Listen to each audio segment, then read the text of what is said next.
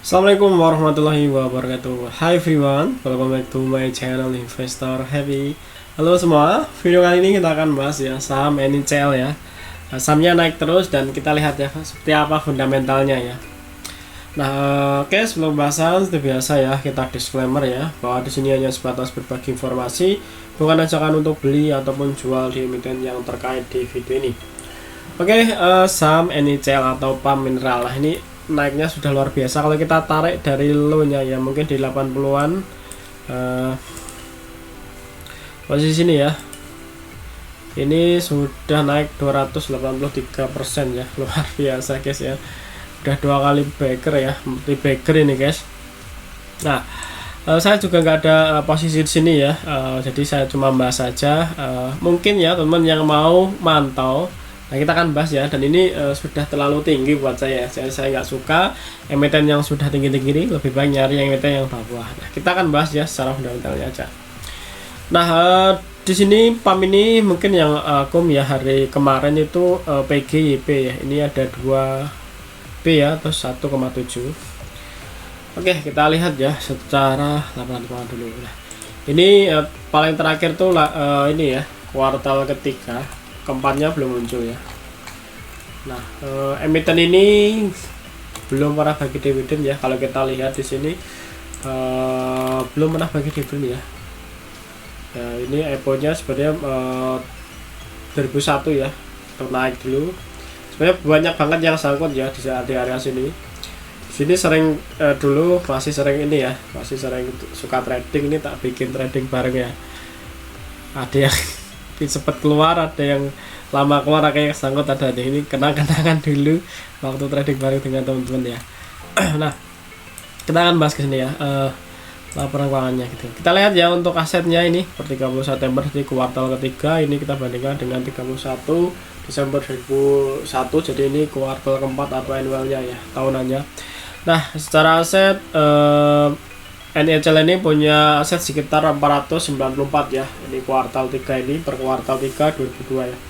Ini dengan kita bandingkan sebelumnya memang naik ya. Kalau kita bandingkan saya year to year 417 naik ke 490 ya miliar. Jadi ada kenaikan ya sekitar 80-an lah ya, 70 lebih lah ya kenaikannya sendiri dari segi aset ya. Untuk asetnya segitu ya kenaikannya. Yang paling signifikan ini ya piutang usaha ya. Ini problem sebenarnya kalau itu. Nanti temen cek aja ya ini ya, piutang usaha ini apa, di situ pasti dijelasin ya. Oke, untuk liabilitasnya di sini punya liabilitas sekitar 62 dengan kalau kita bandingkan saya tuh year ini memang turun ya, 70 turun ke 62 ya. Sebenarnya oke ya. Turun liabilitasnya ya. Nah, kita lihat untuk ekuitasnya ini masih sekitar 494 ya. Nah, sebenarnya untuk ininya kecil ya untuk likuiditasnya, karena sekitar 70-an ya. Nah, sebenarnya kecil. Nah, 494 ya ini untuk ekuitasnya sendiri. Di emiten ini belum ada 1T ya ekuitasnya. Ini tergolong kecil lah guys ya. Tergolong kecil. Kalau kita lihat sebentar aku tak buka RTE dulu. Ini kalau kita pakai hitungan market cap ya, dengan punya aset segitu, terus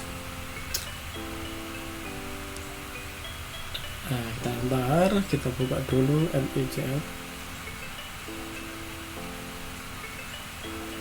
Nah, ini punya market cap sekitar 2,9 T ya.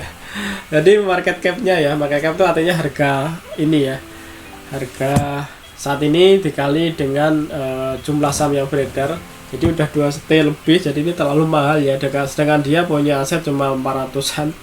Jadi kalau kita beli semua ya, kita modal 4T cuma dapat barang ini ya sekitar 500 miliar lah ya segitu. Jadi terlalu mahal ya. Ini kalau kita market cap ya. Oke, kita lihat ya untuk penjualan. Memang penjualannya naik guys ya. Penjualannya naik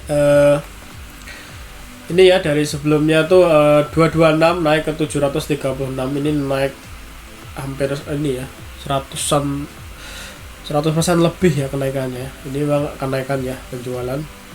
Terus walaupun naik juga, beban pokok juga naik ya, dari sebelum 173 naik ke 57 ya. Nah ini naik juga. Terus laba brutonya sekitar 151 miliar ya, 181 miliar. Kalau kita bandingkan secara year memang naik ya, hampir 150% ya, dari 53 miliar naik ke 181, sekitar 150% lebih. Nah untuk laba bersihnya ya sekitar 85 miliar ya. Memang naik hampir 200% di sini. Ya, sebelumnya 23 naik ke 85, 200%-an ya. Dan IPS sekitar 8,81, sebelumnya di tahun yang sama, di tahun yang beda ya. Itu 3 ya. Jadi hampir 200% juga kenaikannya ya. Nah, memang ya secara penjualan atau income statement-nya tumbuh guys ya. Ini tumbuh ya, emiten ini tumbuh ya, atau signifikan lah kenaikannya. Nah untuk cash flow-nya sendiri aman ya, 9 miliar. Sebelumnya rugi, memang 2001 rugi 193, sekarang jadi profit sekitar 9 miliar ya. Oke, secara fundamental kayak gitu ya guys ya. Ya dibilang turun belum ya, yes, ada tumbuh ya, pertumbuhan kinerja guys ya. Nah oke, kita lihat ya untuk tambahan lainnya, kecat lagi ya. Harga saat ini sudah 300, dulu waktu IPO itu pernah naik sampai 300 lebih ya. Nah ini jadi kemungkinan yang hold, yang IPO dulu yang mungkin sangkut-sangkut, kemungkinan sudah keluar semua ya, kemungkinan mungkin bisa juga udah CL semua ya, karena udah hampir 2 tahun kalau kita tarik dengan saat ini ya. Nah, itu nah tambah lainnya ya, kita lihat bottomologi. Kalau kita lihat April tuh merah ya, terus Maret ini kan belum habis ya, tapi kalau kita lihat di 2002 itu 0, jadi nggak kemana-mana. Maretnya hari ini naik ya, terus kalau April ini cenderungannya merah, terus Mei itu cenderungannya hijau ya. Jadi kita lihat ya April apakah bottomologinya dia akan merah. Nah ini masih sekitar 28 hari ya, 18 hari untuk menuju ke April ya, karena sekarang masih tanggal 12 Maret ya. Nah kalau ditanya sekarang, kalau ditanya INCL udah mahal belum? Kalau untuk saya sudah mahal guys, cuma kalau untuk teman mungkin itu enggak ya, silakan aja ya. Kenapa ya? Dengan aset segitu, kalau kita bandingkan dengan market cap-nya itu terlalu mahal kalau untuk saya. Ini BBB-nya juga kena sekitar sudah 6 kali guys ya. Ini sudah 6 kali. PER-nya sudah 26, jadi kalau kita pakai rasio cuma 12, ini sudah 2 kali lipatnya ya. Nah untuk teman yang mau masuk ya, barangkali data ini bisa menjadi ini ya, tambahan ya. Terus secara metodologi sudah ya, cenderungnya untuk bulan April itu merah. Terus yang lagi, nah ini ya, saya juga melihat ini sebelumnya kan di bulan Juni ya, Januari itu sudah tambah ya, tambah plus 1316. Ini tambah pemegang sahamnya. Ini Januari, kita lihat di chartnya. Sebentar, Januari itu posisinya sini ya, artinya waktu dia nanjak ke sini ya, sini ya, nanjak ke sini dia sudah ini ya, nambah banyak ya. Setelah itu ambiar ya, setelah ambiar tambah banyak. Februari itu banyak yang keluar kayak gini ya. Ini 8 Februari itu banyak yang keluar, artinya setelah itu dia turun ya, banyak yang keluar.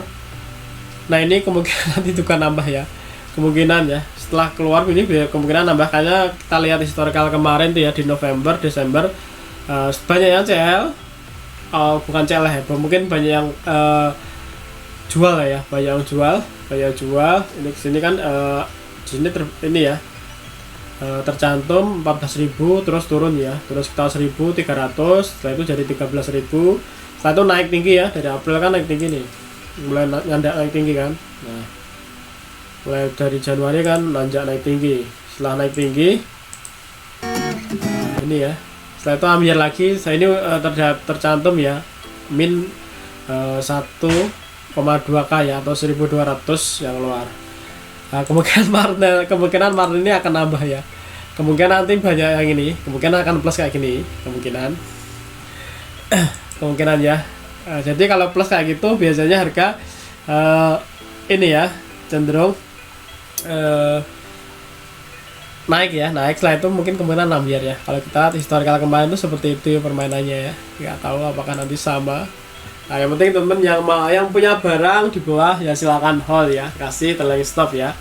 Yang mau masuk ya harap dipertimbangkan lagi, tapi kalau memang itu masih terlalu murah untuk teman-teman ya silakan. Untuk yang terlalu mahal kita nyari aja saham yang lain ya, banyak banget yang lagi di bawah. Intinya nyari aja fundamental bagus, terus sabar aja ya, pasti suatu saat akan tumbuh ya. Yang penting fundamentalnya bagus ya, dan cek aja metodologinya ya, karena itu sangat membantu banget. Oke, kurang lebih seperti itu ya. Kalau teman ada pertanyaan, kalau ada request silahkan aja ditulis di kolom komentar ya. Oke, sampai ketemu di video berikutnya. Happy cuan and happy investor. Bye bye.